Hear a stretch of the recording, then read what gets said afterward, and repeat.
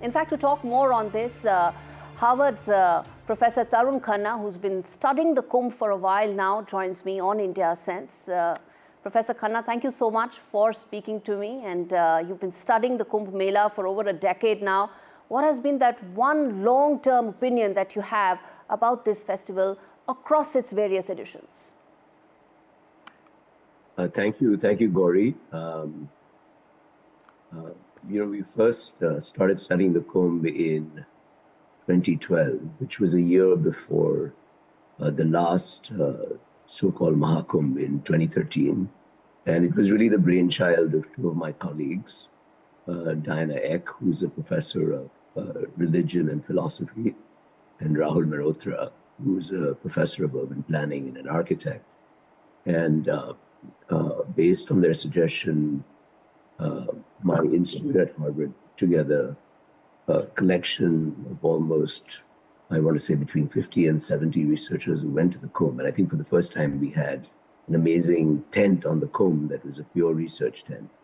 And I think it was sort of a bit of a transformational moment for research, at least, possibly for the Kumbh Adhikaris, because they saw that people were studying it and were intrigued and participated.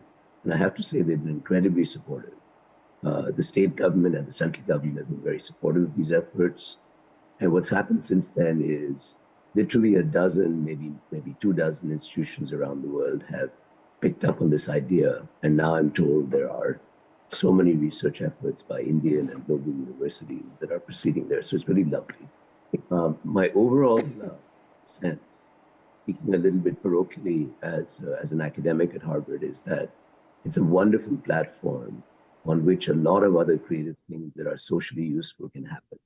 Right? So in addition to being, the most incredible spiritual and religious event for Hindus, it just is a magical place on which you can learn so much about human behavior, business organization, traffic flows, epidemics, temporary urbanism, you name it. And we tried very hard to initiate an encompassing 360-degree view of what learnings can come out of this coming back. So that's been my dominant impression.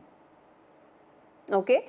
So how do you think technology has been used in this edition, the Mahakumbh, where a lot of people say, experts say it's been the perfect blend of technology and tradition? What are your thoughts?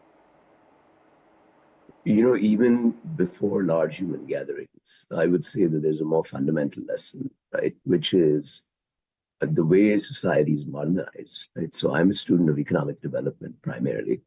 The way societies modernize is by bringing in new ways of doing things.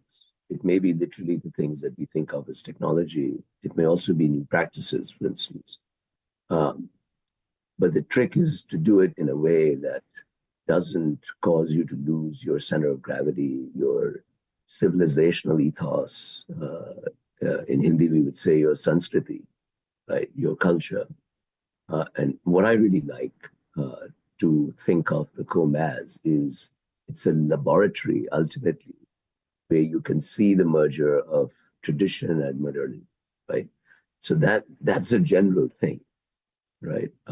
It applies to large gatherings, but also applies more generally.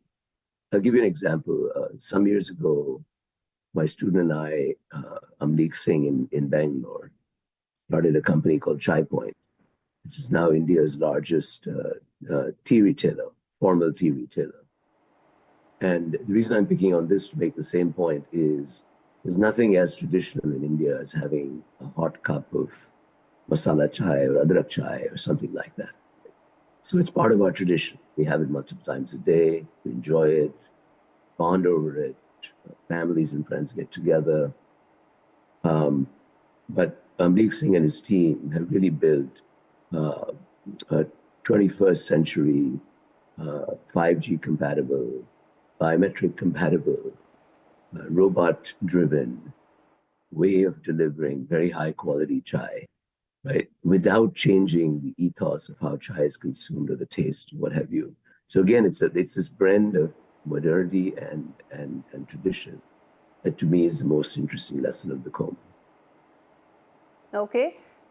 Professor Khanna, I have to ask you this about what would you like to say to the naysayers? There have been a fair bunch of naysayers. What's your message to them?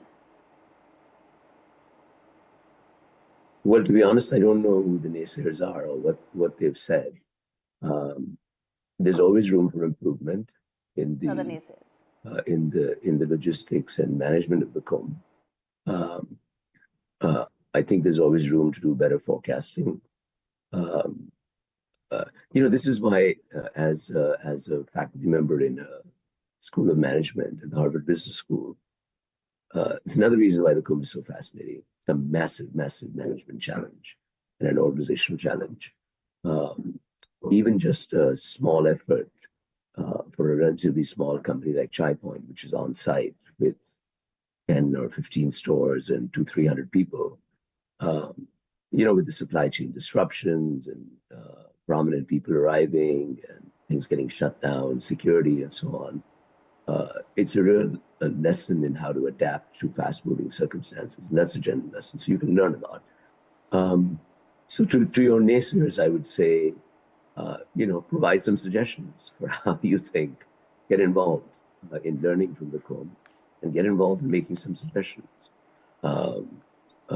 It's fair to criticize, but criticism with involvement and suggestions is even more welcome. And I would always distinguish between the intention of the Kumbh, the main intention of the Kumbh, which is spirituality and a communal bond. That should be the focus.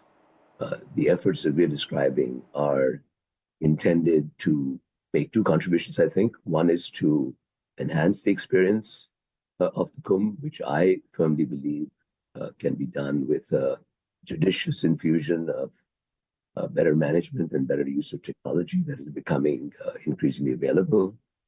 And the second is to use the Kumbh as a laboratory of humanity and to learn from various people who come together. So on both those fronts, naysaying is fine, but it would be better if it had some constructive suggestions also. That's a great feedback, naysayers, to the naysayers, that there should be constructive criticism of the Kumbh. Thank you so much, Professor Khanna, for joining in as the top voice this week on India Sense.